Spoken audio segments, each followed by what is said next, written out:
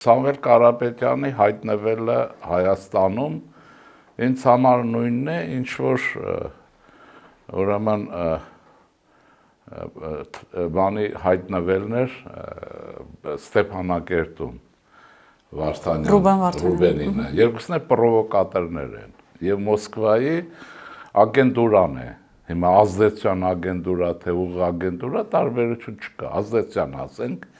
որ Սամվել Կարապետյանը հիմա 10 միլիոն փող չուզի, որտեղ եկել է փող աշխատելու եւ իշխանություն դառնալու, ավելի շուտ իշխանություն տապալելու։ Այս ակնհայտ է, որևէ կասկած չկա։ Հիմա ինչ է անում, այո, շանտաժ է անում եւ պրովոկատոր է։ Այդ պրովոկատոր է, որովհետեւ այն լարված հարաբերությունները, որ կան Հայաստանի եւ Ռուսաստանի միջեւ, եւ որի արդյունքով է, որ հայ ժողովուրդը նաեւ որոշակի նեղություններ ունի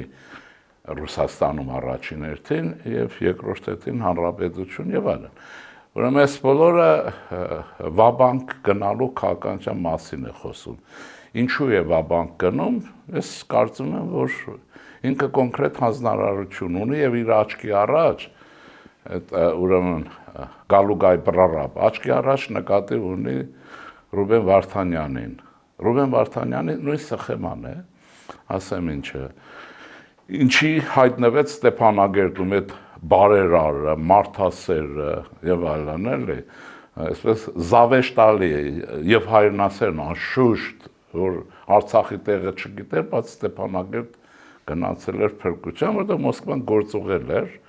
պարզ է, որ այնտեղ հաջողություն ունենալու դեպքում Ռուբեն Վարդանյանի մասին է խոսքը,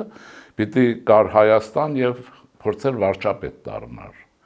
Բայց Աստված տնօրինեց այնպես, ինչպես տնօրինեց։ Իմիջիայլոց Իսկ ինչ է սպասում կներեք Սամվել Կարապետյանին տապալելու դեպքում։ Հիմա որտեղ սխեման նույնն է։ Ես Սամվել Կարապետյանի համար եմ ասում, որ եթե նա գնաց Բաքվի բուլվարներ, ինքը կարող է Դիզբոն գնալ,